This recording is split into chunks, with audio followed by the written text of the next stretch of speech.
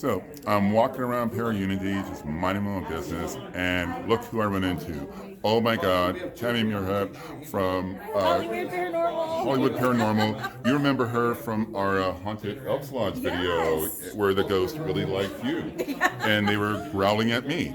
Okay, so I'm like, thanks a lot. The second one sounded like growling from under your basement, and don't go under there, just move out of your house. Kind of growling. And that's when I was like, okay, I'm stepping out. Yeah. Who are you trying to contact?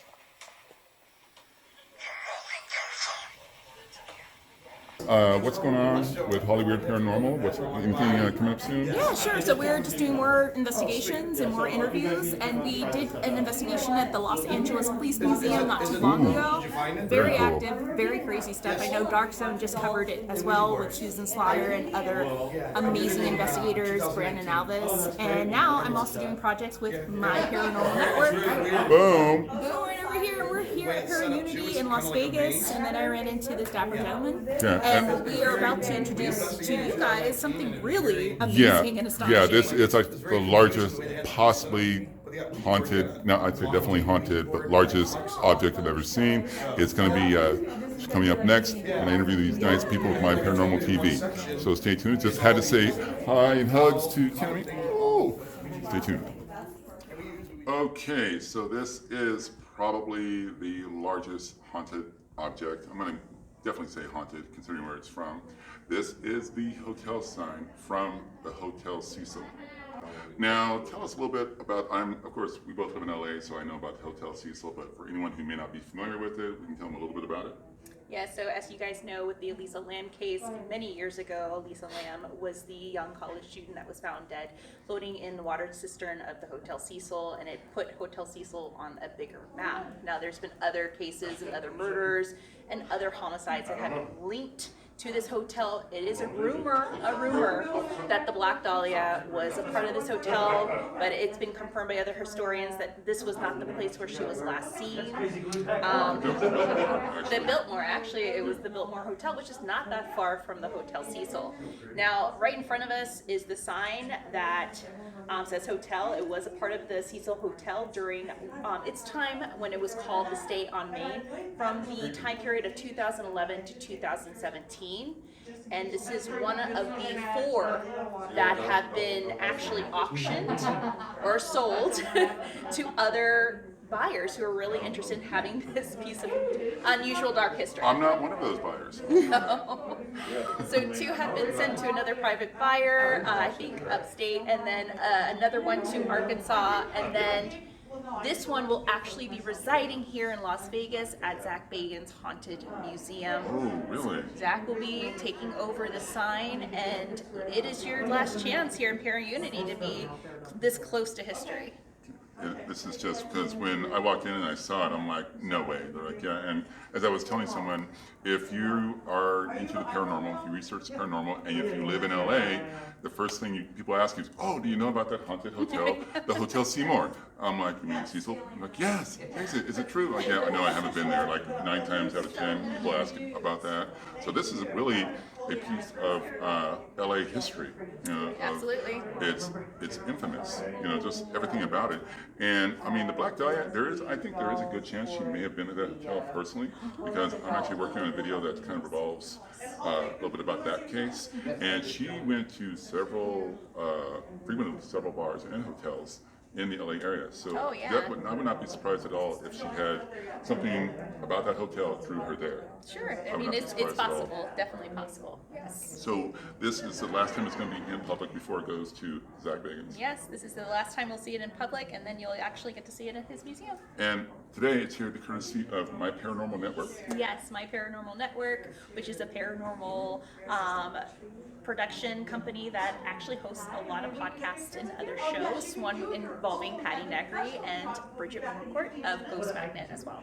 And you know what, while we're at it, can you show us these wild-looking Christmas trees? I'll let you be the guide on this one. All right, well, let's go over here and we could see some of these haunted trees. So, of course, we have one of our wonderful local representatives, our ghost girl herself, Miss Kaylee Michelle, and her haunted doll tree. These are actual like headshots of the haunted dolls that she owns.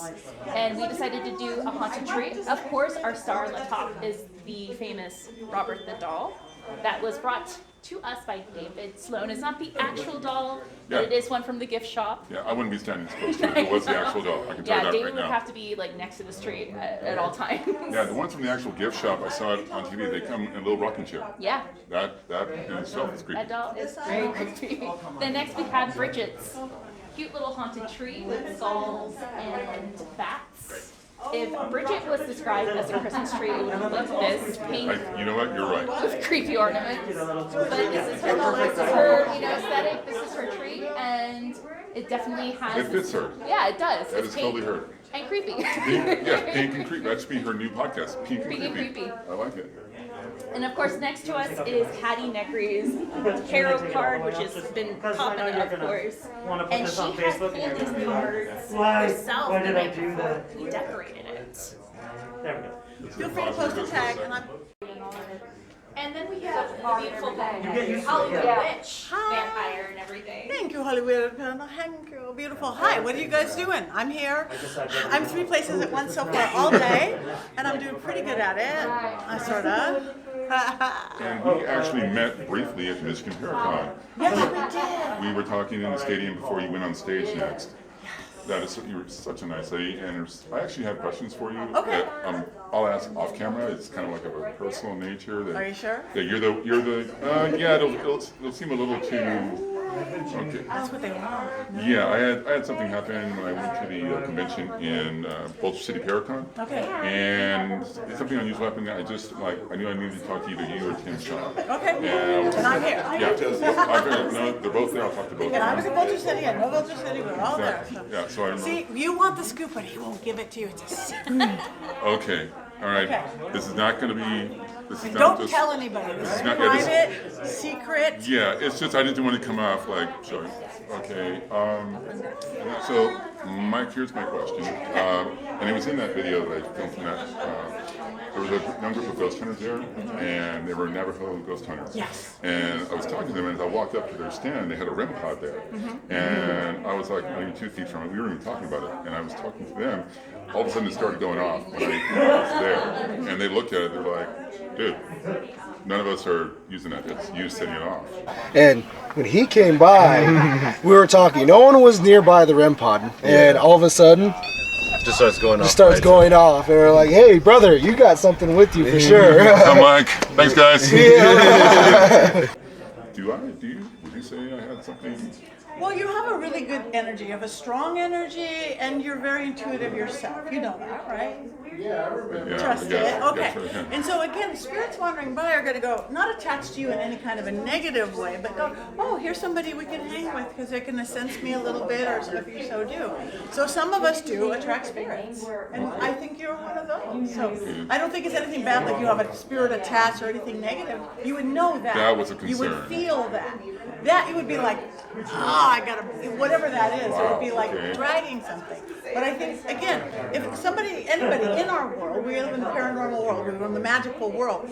If somebody's walking down the street, if a spirit's walking down the street, they're gonna look at your neighbor's house and go, oh, they're asleep. And the next guy, oh, they're a skeptic. They're not gonna believe no matter if we, raise the dead. They're gonna go and they're gonna see you or me or some of you guys out there. They go, we can play with them. We can sense them. We can feel them. Not bad or good or anything. It's just like an open sign. It's like, well, it's. Yeah, because of all the haunted, especially with in my videos, I go to a lot of haunted locations. I work with ghost tours. So that's why you open the door. And I mean, I am always super respectful of the location. Yes. You know, there was one location in Austin, Texas, where it was the ghost of a little girl in this cavern. So I made it a point to go down on one knee. So I'm because I have kids in my family, so I wanted her to feel comfortable. And then you see on that special video camera where they do the 3D outline, the little stick Yeah, the figures. little SLS camera. Well, the rest of that tour, you see a little tiny stick figure following me around. Yes. So that's why I was like.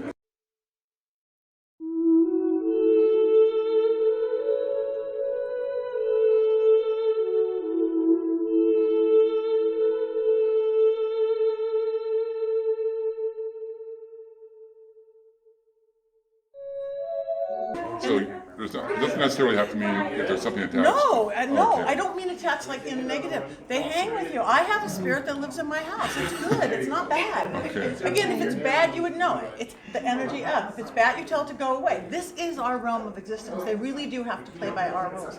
They really do. If something feels negative or even positive and you don't want it, just you are not welcome here. Banish you in the name of whatever you believe in, or the name of yourself, or the name of your cat. This is my realm, my body, my place. Go away. But we open these doors. We are the paranormal. You're going on investigations. So they're gonna. We've opened the door to it. And it's great. You That's just stay in awesome. control, and it's great to have great spirits hang around. It's not all scary spirits. We see because on TV they don't care about the fun spirits hanging from the chandelier partying because they went to the first account. You want to go to the insane asylum and the haunted thing where there That's was true. 12 murders. Those ghosts are slightly different, but there's beautiful ghosts, and it's respect is everything. You respectful of the spirits, Yeah. good or bad, you're going to get respect back. The only time I've ever gotten any kind of trouble is when there's disrespect. I had literally someone burst into flames at a house. Somebody was disrespectful. I had my ribs, the cartilage ripped off my ribs by the black guy thrown into a thing because I hadn't followed all my things. But my bad because I just didn't do my thing. If you are respectful and you know you are in charge, whatever your belief system, whatever your techniques of protection, whatever your techniques are fine. That's it, and it's a good thing. It's a good thing. These are the rules you operate by as a paranormal investigator, researcher, or just out of curiosity you want to go into a haunted location. These are the rules you follow because she's been doing it for such a long time. So many other people, her whole life you've been around it, and it just makes common sense. You respect them, and I've told people it's like John Zaffis has said. It's like you would tell a person if you don't want them in your house, hey, get out of my house. It's my home. You're not welcome. That's Same it. wise. You don't scream at them. You don't go, get the hell out. It's just like, my house, go away. You don't want fear. You don't want anger. They want you to get scared or angry.